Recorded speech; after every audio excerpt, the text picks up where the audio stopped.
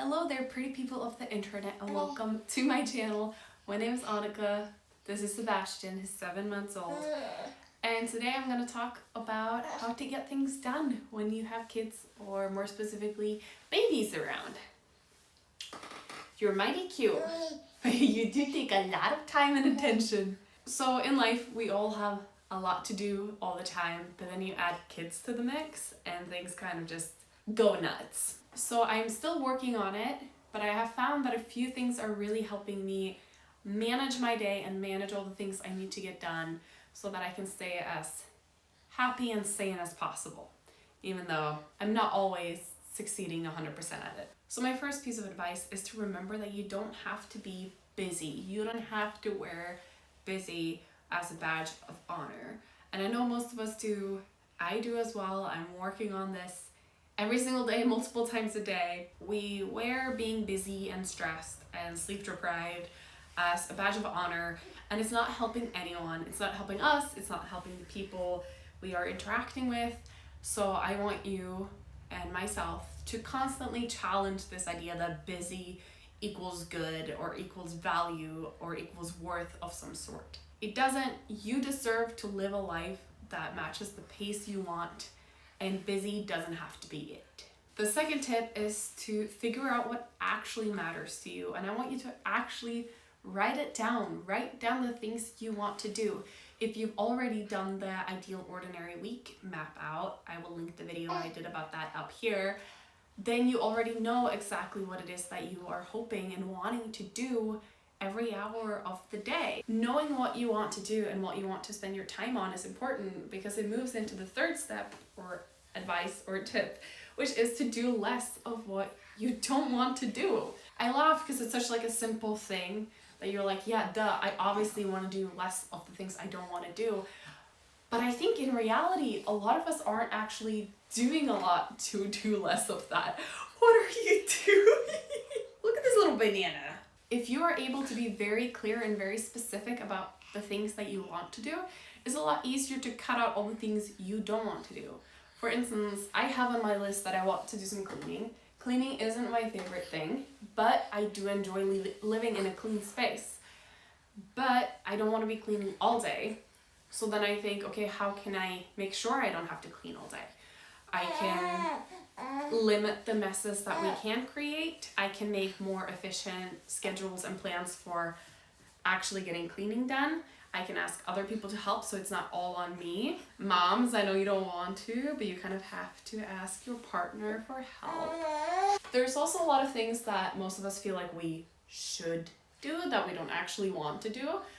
And I think we can just let go of that guilt of not doing it. If you feel like you should work out 6 days a week, but you feel totally fine and content doing 3 days a week, don't try to work out 6 days a week. It doesn't add anything. It doesn't benefit you in the ways that other things will. My fourth tip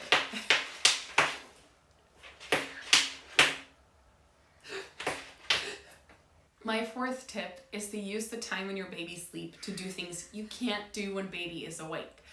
And I know everyone hears the sleep when baby sleeps, but this kind of extends farther than just sleep. It took me a while to really start practicing this, because there were a lot of things that I thought like I couldn't really do but when baby was awake, but I totally can. I can cook when baby is awake. I can call a friend when baby is awake. If I really want to, I can work out. I can clean. Things I can't do when baby is awake is sleep, usually film. As you can tell, there's a lot of interruptions and a lot of background noise caused by baby. Intense studying, things like that. But most things I can actually do when baby is awake. I just have to be a little creative about how to do it and how to make sure that he's safe while I do it. Baby, don't eat that cord. Let's try that again. Sebastian's right in the age where he's trying to transition from 3 naps till 2 naps. And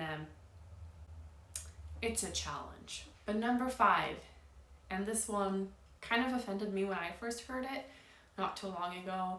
And then I've thought about it and I've done some reflection and it rings true. I think it just hit on a nerve that I wasn't ready to get hit, and that is that no one likes a mom who's a martyr.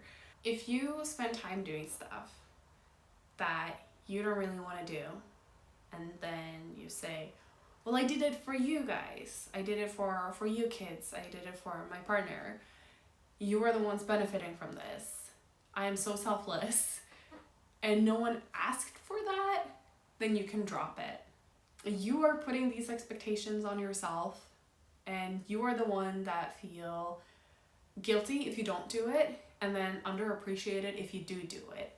So if no one cares either way, just let it go. Spend your time doing something else. For a while, I really enjoyed baking bread, and then I kind of lost interest a little bit for now. But I felt like I still had to make bread because I felt like my kid deserved to have freshly made home-baked bread. But he doesn't care. My husband doesn't care. They don't care if I buy the bread from the store or if I make it myself. So when I started losing interest, I eventually decided I'm not going to make bread anymore for them because they don't care. And now I have this extra free time and stress to do other things.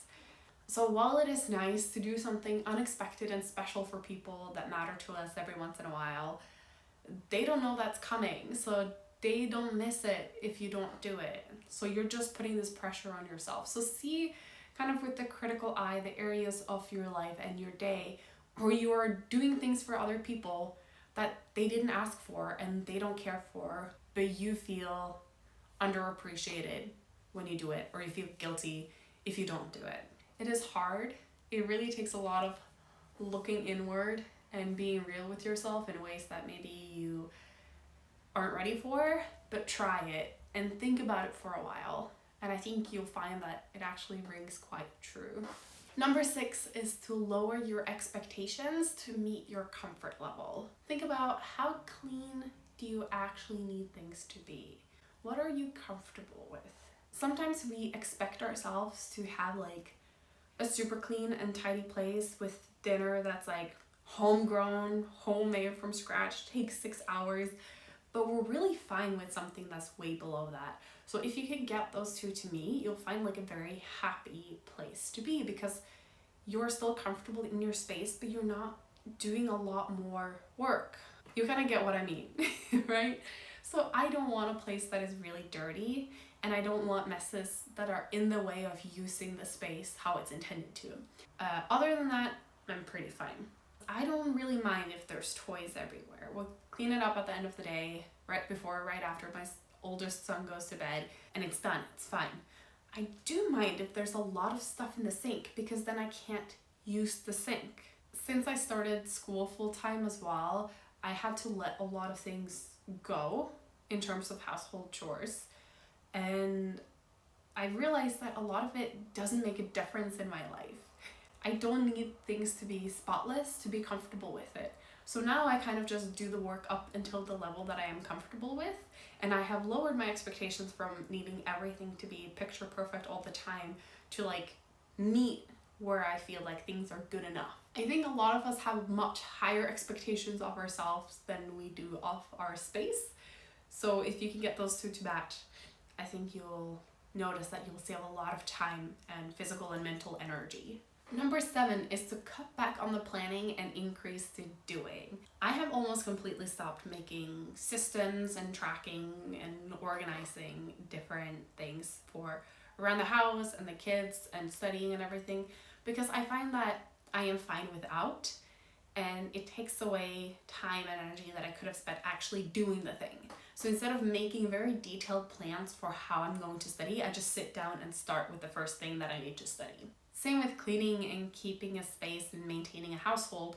Instead of spending a lot of time setting up these smart systems for having like a meal plan bank, I now instead just pick the meals I want to make and then I move on with life. Some systems are really good to have and very helpful, both immediately and down the road. But a lot of time, I think we sort of count the planning as the doing. So then we're like, well, things look the same, I got nothing done, but I spent so much time working on it. And we kind of cheat ourselves out of actually doing the task.